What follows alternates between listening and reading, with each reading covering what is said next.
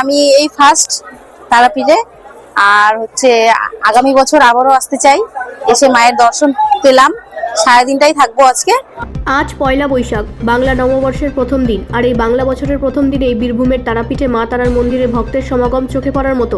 দূর দূরান্ত থেকে আসা ভক্তরা সকাল থেকেই ফুলের ডালা ধরে লম্বা লাইনে দাঁড়িয়ে রয়েছেন মা তারাকে দর্শন করার জন্য ও পুজো দেওয়ার জন্য। শুধু দূর দূরান্ত থেকে আগত ভক্তরাই নয়, স্থানীয় ব্যবসাদাররাও নতুন বছরের হালখাতা নিয়ে মা তারার পুজো দেন, যাতে আগামী বছরটা তাদের ব্যবসা ঠিকঠাকভাবে চলে।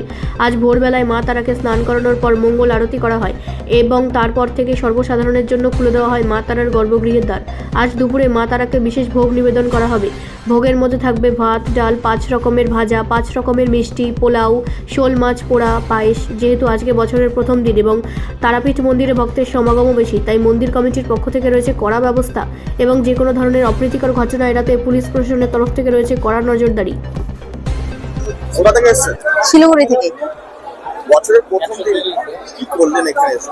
বছরে প্রথম দিন এসে খুবই খুশি, কারণ আমি এই ফার্স্ট তারাপীঠে আর আগামী বছর আবারও আসতে চাই। এসে মায়ের দর্শন পেলাম, সারাদিনটাই থাকবো আজকে, তারপরে যাবো। মার কাছে চাইলাম নিজের মনের যত কথা পূরণ যদি হয় খুবই ভালো, এটাই।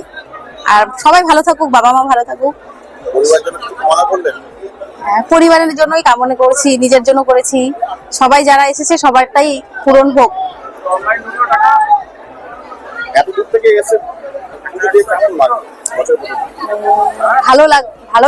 ভালোই লাগলো।